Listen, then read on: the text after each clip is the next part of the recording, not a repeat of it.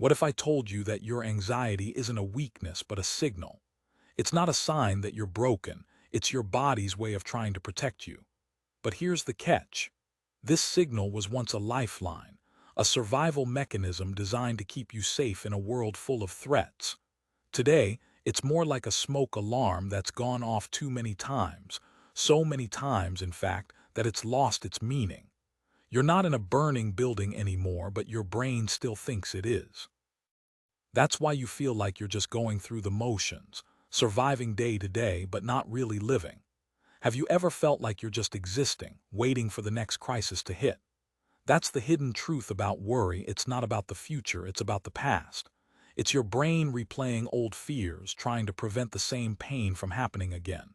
But the truth is, you're not the same person you were when that fear first took hold. You've grown, you've changed, and you're stronger than you think. The next step is realizing that your worry isn't a sign of weakness. It's a sign that you care. And it's time to stop letting it control you. Your brain is like a well-tuned instrument, but worry is like a stuck tuning peg. When we're worried, the amygdala, the brain's alarm system, goes into overdrive, triggering a fight-or-flight response. At the same time, the prefrontal cortex, which is responsible for rational thinking and decision-making, tries to calm things down. But when worry becomes chronic, this delicate balance gets disrupted. The amygdala starts to misfire, sending out false alarms even when there's no real threat. Over time, this constant stress rewires the brain, making it more sensitive to anxiety. It's not just about thinking too much, it's about the brain learning to react in fear more quickly than it should. We all know what it feels like to be stuck in this cycle. Worry isn't something we can just switch off like a light. It's part of our survival mechanism, and it's not wrong to feel anxious. What matters is how we respond. The key isn't to stop worrying, but to change how we interact with it. By understanding the science behind it, we can start to see anxiety as a signal rather than a problem. Just like a stuck tuning peg can throw off the harmony of an instrument, chronic worry can throw off the balance of our minds. The next time you feel overwhelmed, ask yourself, what is this worry trying to tell me? What can I do to shift my response? This is the first step toward living more fully. Mindfulness is not just a buzzword, it's a powerful tool that can transform how you experience the world. At its core, mindfulness is about being fully present in the moment, without judgment. When you practice mindful awareness, you're essentially training your brain to shift focus from the storm of worry to the calm of the present. Neuroscientific research shows that regular mindfulness practice can actually rewire the brain, strengthening the prefrontal cortex, the part responsible for decision-making and emotional regulation, while reducing activity in the amygdala, which is linked to fear and anxiety. This means that with consistent practice, you can gradually break the cycle of worry that keeps you trapped in the past or anxious about the future. Imagine your worries as a storm. You can't stop the rain, but you can find shelter. Mindfulness is that shelter. It allows you to pause, breathe, and step back from the chaos. When you're present, you're less likely to be swept away by intrusive thoughts. Instead, you begin to observe them without getting consumed. This is where true freedom begins. To start your journey, try this simple 3-minute breathing exercise. Sit comfortably, close your eyes, and take a deep breath in through your nose for 4 counts, hold for 4 counts, and exhale slowly through your mouth for 6 counts. Repeat this for 3 minutes. It's a small act, but it can be the first step toward a life less defined by anxiety and more by presence. Worry is like a red flag, not a red light. It's not telling you to stop, it's shouting, "Hey, something needs your attention."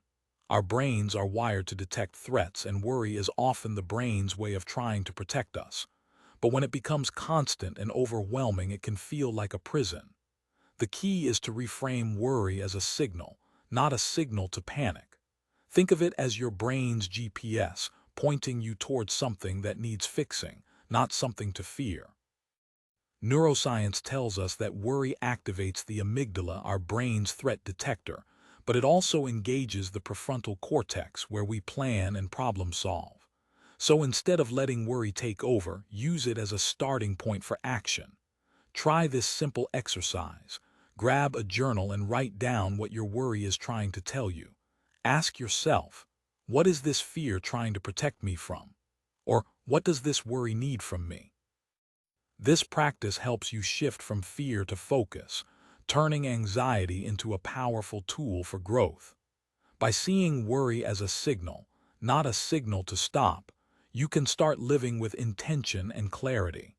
Imagine your mind as a playground where worry is a habit that's been running around for too long. It's not a monster you need to fight, it's a habit you can rewire. The 5-second rule is your tool to break that cycle. It's a simple, powerful method that interrupts the spiral of worry before it takes over. The science behind habit formation shows that our brains are wired to respond to immediate action. When we delay, the worry takes hold. But when we act quickly, we send a signal to our brain that it's time to shift gears. This rule is based on the principle that our brain's prefrontal cortex, which controls decision-making, is slower than our emotional brain, the amygdala. By acting within 5 seconds, you bypass the hesitation and tap into the power of the present moment. It's like training your brain to prioritize action over anxiety. Here's how to use the 5-second rule. When you feel the urge to worry, count down from 5 to 1. With each number, take a deep breath and visualize yourself living the life you want. When you reach 0, take one small action, stand up, take a step, or speak a word. This tiny act rewires your brain, replacing the habit of worry with the habit of action. Try it today. What would you do in 5 seconds? Let it be a step toward living, not a step into fear. Worry is like a backpack, light when you carry it, but heavy when you carry it every day. We all have moments where we feel the weight of our thoughts, the constant tug of fear, and the pressure of what might go wrong. But here's the truth. You don't have to carry that backpack all the time. Letting go isn't about ignoring your anxiety. It's about releasing the grip it has on your mind and life. When you cling to worry, you're not just holding onto fear. You're holding onto the story you've told yourself about the future. Neuroscience tells us that our brains are wired to anticipate danger, but that doesn't mean we have to live in it. Letting go is a choice. It's about recognizing that anxiety isn't a reflection of your reality, it's a signal from your mind. When you write down your worries and then let them go, you're not dismissing them, you're giving them space. This worry release ritual is a simple yet powerful act of self-compassion. It's about acknowledging your fears without letting them define you. And when you release them, you create room for peace, clarity, and the freedom to live fully. Building a support system is like constructing a house. No matter how strong your foundation or how sturdy your tools, you can't build a home alone. Just as a house needs walls, a roof, and a foundation, your mental well-being needs community, understanding, and connection. Anxiety often isolates us, making us feel like we're fighting a battle no one else can see. But neuroscience tells us that social support activates the brain's reward system, releasing oxytocin and reducing stress hormones. When you share your struggles, you not only lighten your load but also create a chain of healing that can lift others too. You don't have to face anxiety in silence. Think of it as a storm. You can weather it alone, but you'll feel the wind more strongly.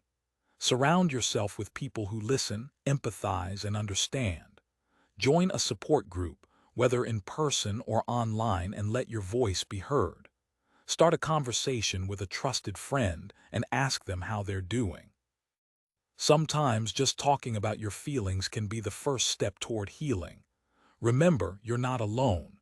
Everyone has moments of doubt, fear, or worry. The key is to find others who walk similar paths and share in your journey. Let's build a community, one conversation at a time. The present moment is the only thing you truly have control over. Worry, like a shadow, follows you wherever you go, but the sun of the present is always shining, right here, right now. Our brains are wired to think about the future, but this constant mental rehearsal of what might go wrong can keep us stuck in a cycle of anxiety. Neuroscience tells us that the brain's default mode network is constantly replaying past events and imagining future scenarios, which can create a sense of being trapped in a mental time loop. But the power to break free lies in the present. To anchor yourself in the now, try a simple 5 sense check-in. Take a moment to notice what you can see, hear, feel, smell, and taste. This exercise activates your sensory awareness and pulls you out of mental rumination. It's like pressing the pause button on your mind's movie reel and returning to the reality of the moment. Gratitude journaling is another powerful tool. Each day, write down 3 things you're grateful for. This practice rewires your brain to focus on what's positive and present, reducing anxiety over time. When you practice living in the now, you begin to see that the future is not a fixed destination, but a canvas of possibilities, ones you can shape with mindful intention. Change is like a seed. It starts small, but with care, it grows into something powerful. You don't have to be a gardener with a green thumb to plant one. All you need is the willingness to take the first step. That's where the real magic happens. Neuroscience tells us that the brain thrives on progress, not perfection. Every small action you take today rewires your neural pathways, creating new habits and breaking old ones. The act of starting, no matter how tiny, triggers a cascade of positive changes in your brain. You're not just changing your life, you're redefining your relationship with worry. Worry thrives in inaction, but courage grows in movement. So ask yourself, what's one step you can take today to feel more in control of your life? Maybe it's writing down a worry, taking a walk, or saying yes to something that scares you a little. These small acts of bravery are the first roots of a new, more fulfilling life. Let this be your starting point, the moment you choose to stop waiting and begin living. You are more than your worry, more than the racing thoughts, the endless loops of anxiety, and the fear of what's to come. Your mind is a powerful tool, but it's not your master.